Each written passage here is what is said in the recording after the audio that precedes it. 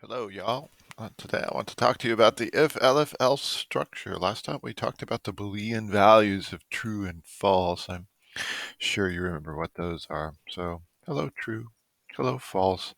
And we learned how to create these for more complex expressions like is 5 greater than, indeed 5 is greater than 2. Is 5 greater than 2? Or, I don't know, 2 less than 5? Bit of a strange one, but yeah, that's absolutely true. You remember the logic of or, of course. It says that at least one is true, and indeed, at least one of those is true, so that's true. So we know about the Boolean expressions. We know about the comparison operators, and of course you remember it's the double equal sign for equality comparison, right? So if you try to do something like this, Python will yell at you. It thinks that's variable assignment, but it understands that as comparison, which of course comes out as true. So you've seen the comparison operators, you've seen the logical operators of and or and not, but now let's talk about what these can actually do for us. And what they really will do, the upshot of all this, is that we'll be able to choose which block of code we actually execute by means of tests whose values are Booleans. Okay, so I have, if you look on the left-hand side in the code editor, I have some functions that I've begun, and I'd like to write the functions with you and talk through them as I write them out. And I think we'll see good examples of what it is that Booleans can do for us. All right, so let's write the absolute value function. Now, we did this once already. We did it with the square root and square functions, the composition of those. Do you remember that if you squared and then took the square root, the result was the absolute value? But there's another way to do this. Perhaps a more natural way to do this, given the way that students are taught about absolute value. Typically, what they're taught is that the absolute value of a number is that number if the number is 0 or positive, and is the negative of that number if that number is negative. Okay, so let's actually write such a function as this. Okay, so here we go. Def absolute value x. So x is the input number. So what do we wish to do? Well, we wish to perform a test. Okay, so how do we perform a test? If, okay, the kind of tests that we will perform, they can be more complex, less complex, but they always start with an if. Okay, so let us see. So if x is less than 0, okay, so notice the syntactic structure of this. Okay, so first of all, the if, that's a new keyword for us. Notice the way that it's colored. It's colored exactly, for instance, as def is. That means that Python knows this word. It is a keyword. And then after the if comes a Boolean expression, x less than 0. Okay. So that Boolean expression, like the ones that we saw last time, will evaluate to either true or false. And then finally, we have a colon. And of course, you know what a colon indicates, right? A colon indicates that we're about to have an indented block of code. Okay, so we have found out in the previous chapter and in the chapter before, Python groups statements together into a block by means of indentation. Okay, so, well, let's see. What do we wish to do in the case that x is less than 0? That is, what do we wish to do in the case in which, this is the best way to say it, the Boolean expression x less than 0 evaluates to true. Okay, so this is a block of code that will evaluate if that Boolean is true. Well, if x is less than 0, what do we wish to do?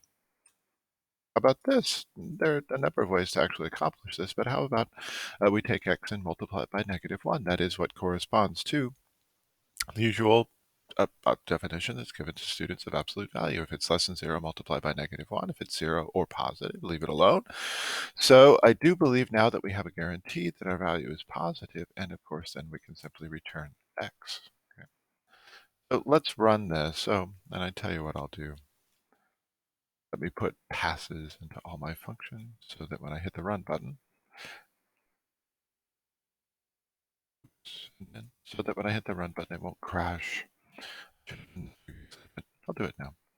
A reminder to you, let us say, that if you wish to start a function, but you do not wish to finish it at this moment in time, you put a pass in. So hopefully when I hit the run button, we'll not get a crash. Oh, did not get a crash, so let us actually test our absolute value function. Okay, so abs val, and then, how about -3? Should come out to be 3. Okay, so let's actually trace the logic of this. So we called the function with an input of -3, so the value of x then was -3. And then we did the test on line number 3, if x is less than 0. Okay, so that in this case, the Boolean expression was, in this case, -3 less than 0, which is true.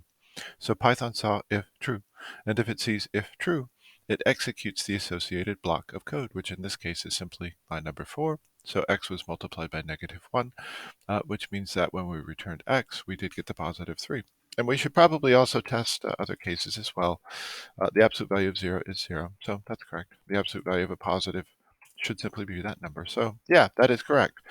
I challenge you. You can write absolute value in other ways as well with ifs. Um, try it. If you have another idea about how to do it, do it. All right, so let me show you another something you can do with Booleans that actually is quite extraordinarily useful. You can write functions that return Boolean values. Now, that shouldn't really come as a surprise. We can return any kind of object out of a function. Obviously, numbers, we've done that. We could return strings. We could return lists. We could return Boolean values like we're about to do. You could even return functions. That's something we'll do later on in the class. But let us write a function that for an input number x returns integer, let's say. Returns true if x is odd and false otherwise. Now, before we do this, let me show you something in the console very quickly. You might wonder how it is that we would test whether a number is odd or whether perhaps it's even. What we do is we look for remainders. What's characteristic of the odds is that when you divide them by 2, you get a remainder of 1. Right. So, for instance, of course, 5 is odd. So notice the remainder when we divide 5 by 2, it's 1. 13 is also odd.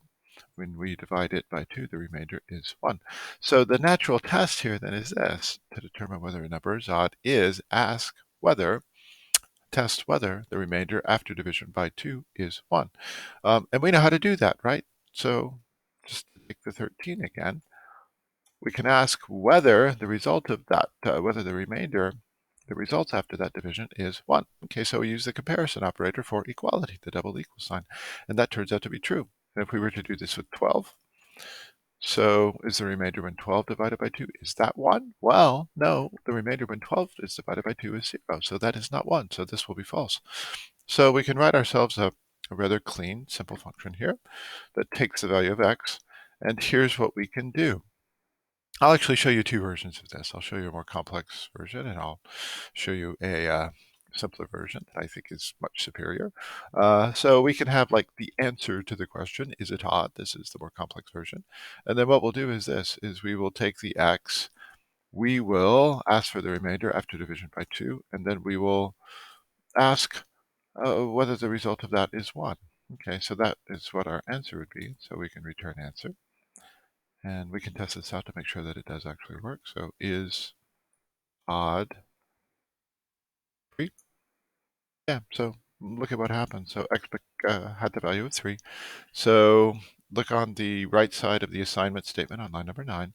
So the remainder when 3 divided by 2 is 1. And then we ask whether 1 has the same value as 1. And of course it does. So that is true. That is, I'll highlight it for you.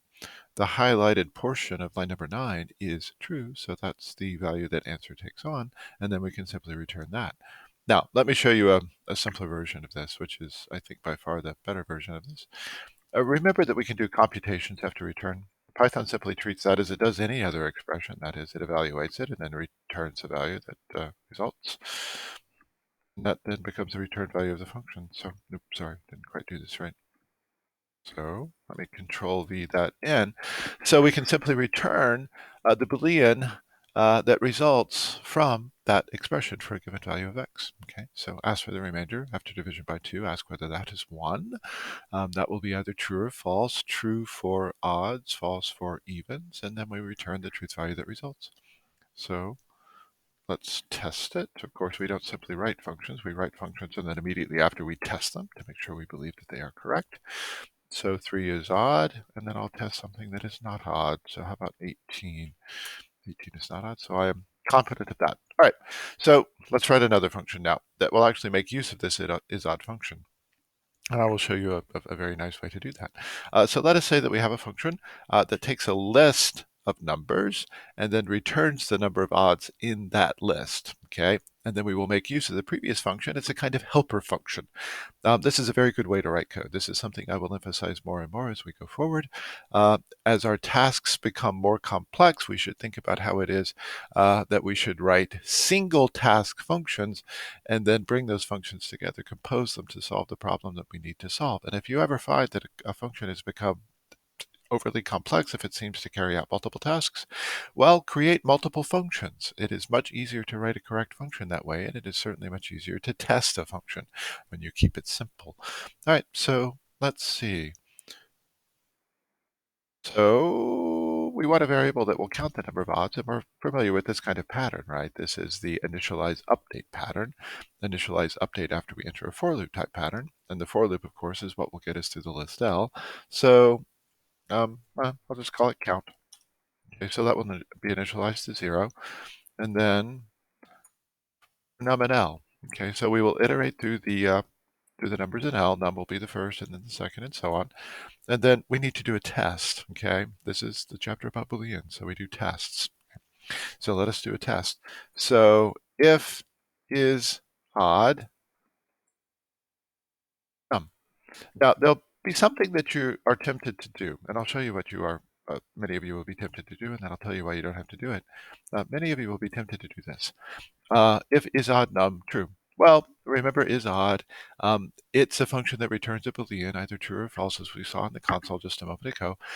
So what's been done on line number 15 is we have asked whether the return value has the same value as true.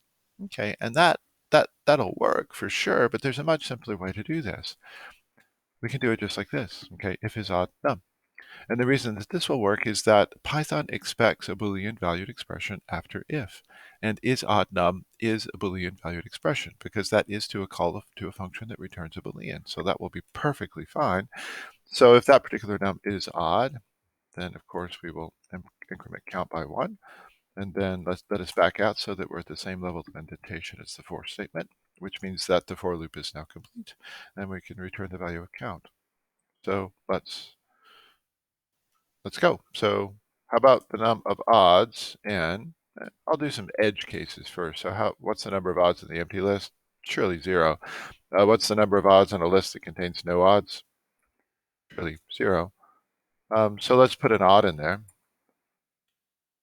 That is correct. And let's put another odd in there, right at the start, perhaps. So I do believe that my function is correct. Okay. So let us do another function called nums, evens, and odds. Okay. So this extends what we did previously. So I'll move through this one fairly quickly until we get to the harder part. So the counts of the odds, the count of the odds and the count of the evens is 0 and 0 both. And I showed you before that, oops, not, yep, that is correct. I thought I'd misspelled the variable. I hadn't. I showed you before that you can assign values to multiple variables on a single line. Simply separate the variables by commas, and then separate the values that you wish them to have with commas on the right-hand side. So the count of the odds is 0, the count of the evens is 0. And then we wish to iterate through the list as we did before. And then I'm about to show you something else. Okay. You'll recognize that that's just a joke. That's a joke in just a moment. Okay, so we've seen if, right? But if is not the only term that can be used here to make decisions about which block of code to execute. There's also elif and else. You can see them up at the top if you look at the title of the video, if and elif and else. So I think we're about to do the else. So let's see. So if num, if I'm going to scroll back it up and look at our function name from before. Ooh, is odd. So we wish to know whether num is odd. So if is odd, num. Okay, so in this case, the count of the odds should be increased by 1. And then, well, let's see. What about the case in which we have an even? Do we need to test independently whether the number is an even? That is, do we need to divide by 2 and ask whether the remainder of that is that results from that is 0? Well, no. On the assumption that L is a list of positive integers, if it is not odd, it is automatically even. And then let us use, and because of this, let us use else. this is connected to the if that is above it. Okay, so an if can come by itself, just as we saw a moment ago, or an if can come with an else. So that else is tied to the particular if above it. There might be multiple else's, but each will be tied to the if that's closest to it and above it. Now, what will the else do? The else will automatically execute if the Boolean after if turns out to be false. Okay, so if his odd number is true, we definitely want to increase the number of odds, increment it by 1. But if that turns out to be false, that means that we will automatically execute the else. Okay, and in that case, we will go count evens is equal 1. And then, of course, we would like to return these counts when we're done with everything. Oops, don't want that extra line. So return count odds, count evens, and then evens, spell correctly, and then we'll run. And hope for no syntax error. Apparently no syntax error. So let's run this num even and evens and odds. Okay, and we'll try an edge case that is just simply the empty list. We should get a 0 and a 0 back. Oh, no. Use a square bracket.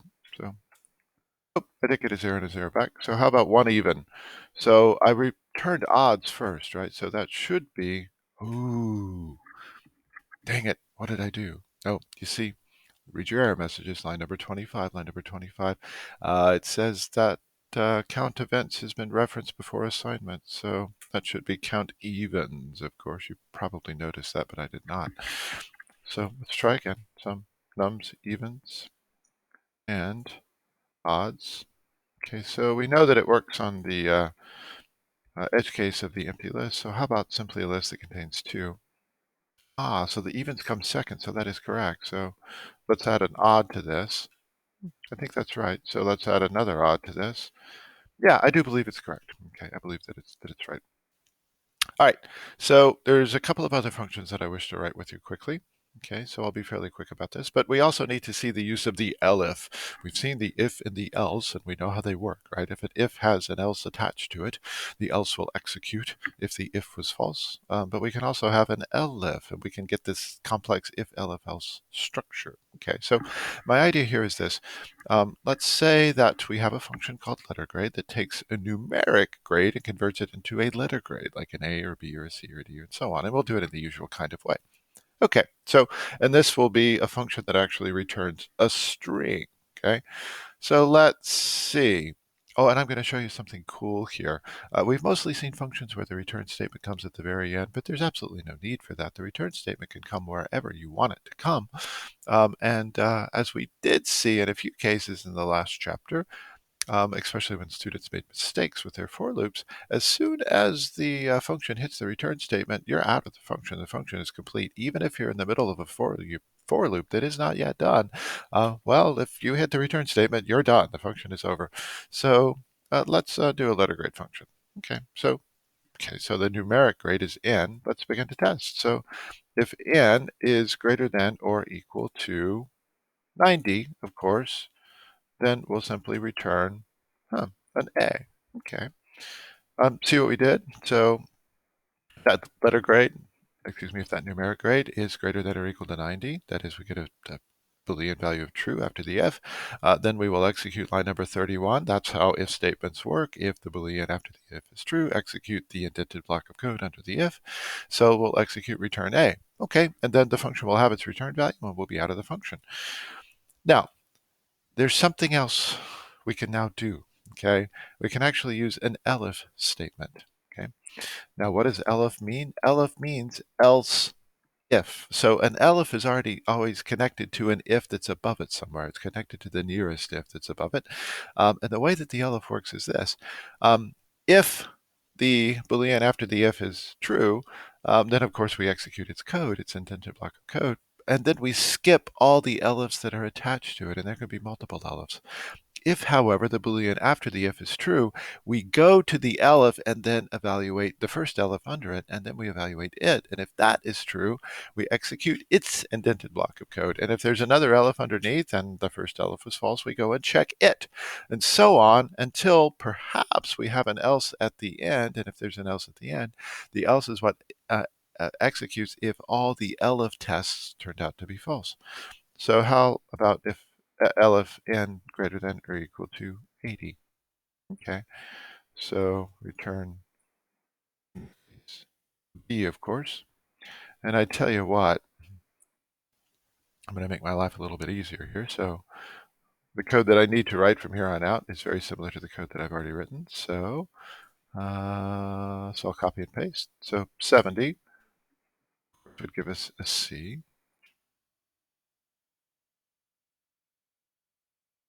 Oops. Dang it. For some reason, no longer had it in my clipboard. So if it's greater than or equal to 60, it will be a D. Okay, and notice again that these elif statements, they're tested. The condition after the elif, the Boolean after the elif, is evaluated only if the if and all the elifs above turned out to be false. Okay, and then let's think about what else we need to say at the end, or how we close this out. We could do another elif, right? We could do elif in less than 60, return f. But a reasonable assumption here about our numeric grade is that it's going to be in the range 0 to 100, or perhaps a bit above if we had extra credit.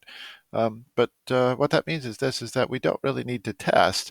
If the if condition is false and all the elif conditions have also been false, it is automatically true that we are less than 60, which means that we can simply use the else. The else is what automatically executes if all the ifs and elifs above turn out to be false. Okay, so in this case, we would return on F. Okay, so let's actually see how this goes. Okay, so letter, grade, and then how about 100? That should be an A. So how about a 90? That truly is an edge case between A and B. Ooh, that counts as A. How about 89.999? So this teacher is a hard ass. That's definitely a B. And ooh, let's try something less than 60. So that should turn out to be F. Yeah, that's correct. So there you see the if-elif-else structure. Now, there's one other that I wish to do with you. I wish to make the previous function a bit more complex. That is, and I'm not going to write the entire function with you, just a bit of it. Let us consider the case where we wish to add pluses and minuses. Okay. Now, I'm just going to do it for the A portion. Okay, there's kind of a cool way that we can do this. So we're going to use concatenation as well. Okay, so if n is greater than or equal to 90, okay, so if this is the case, we know that we're in the A range. Now, here's something that I'm about to do. I called this compositionality in the previous chapter. And what that means is this, is, well, in the previous chapter, it meant that we can put a for loop inside of a for loop, just as in the chapter before that, we could put a function inside of a function. We can stick them together however we like. Well, think about the indented block of code that comes after this line number 43. I mean, it's more Python code. It could be any Python code. Could it be another test? It absolutely could if we wanted to. So let me show you this. So the only way we can get to line number 43 is if we know that the grade is greater than or equal to 90. So here's what I'm going to do. Okay, so we know that the grade is at least an A. Maybe it's an A minus, or maybe it's also an A plus, and we're about to ask about that, but it's at least an A. Okay, so that certainly is correct. And now let us go do our other test. So if n is greater than or equal to, well, let us say 98, then here's what we can do. Actually do concatenation. I don't know if you've seen this before with lists, but you can absolutely, excuse me, with strings, you can absolutely do this. And this works as it did with the increment of numbers. So we take the current value of grade on the right-hand side of the assignment token. We concatenate with that the plus, and we make that the new value of grade. So A would become A plus. And let's do another test here. Okay, so the other test would be elif n less than or equal to, I'm not quite sure the right value. So how about 91? So in this case, what we'll do is grade is equal to grade plus the minus. Okay. Now, again, the logic is this. If the numeric grade is greater than or equal to 90, we know that it is an A at least. And then we do another test. Okay, so notice that line number 45 is part of the body of the first if. Okay, so the line number 45 test is only performed if we know the grade is greater than or equal to 90. Okay, and then if it doesn't turn out to be the case that the grade is greater than or equal to 98, well, let us test whether it's less than or equal to 91, and we will add a plus or minus as the case may be. So let's see. So pluses. Now, I didn't write the full function. I don't know that that's a particularly good use of our time. You could definitely go and do that yourself. So pluses and minuses 100, that should be an A plus. Oops, except we didn't do that one part that we absolutely have to do. So let's actually return the grade in this case. And in this case, I did actually wish to create a variable that held the output value of the function because I had to do some work with it. It wasn't created all in one step. So pluses and minuses 100. Oop, that's the A plus. So pluses and minuses 95. Ooh, 195, 95. That should be the A. Pluses and minuses 90. That's the A plus. So there we go. There's the first rundown on how it is that we can use if and elif and else. And again, just a quick review. A Boolean comes after the if. If that Boolean is true, you do the associated block of code with the if. If the if has an elif and the if is false, then we check the nearest elif under it. And then if there's another under that, we check it if the first elif was false and so on. If there's an else under the if, well, that's what's automatically executed. If the if and any elifs that are underneath all turn out to be false. And do notice this, you can mix and match. You always have to have the if. You can have an if with an elif. You can have an if with many elifs. You can have an if with an else. Or you can have the complete structure of if, elif, and else. And we've seen all of these. Look at pluses and minuses. That contains an if and an elif. Look at letter grade. That contains if, elifs, and else. Also even an odds. That's also an if and an else. And we also had just some ifs, so you can do all of this. All right, so that is your introduction. Thanks.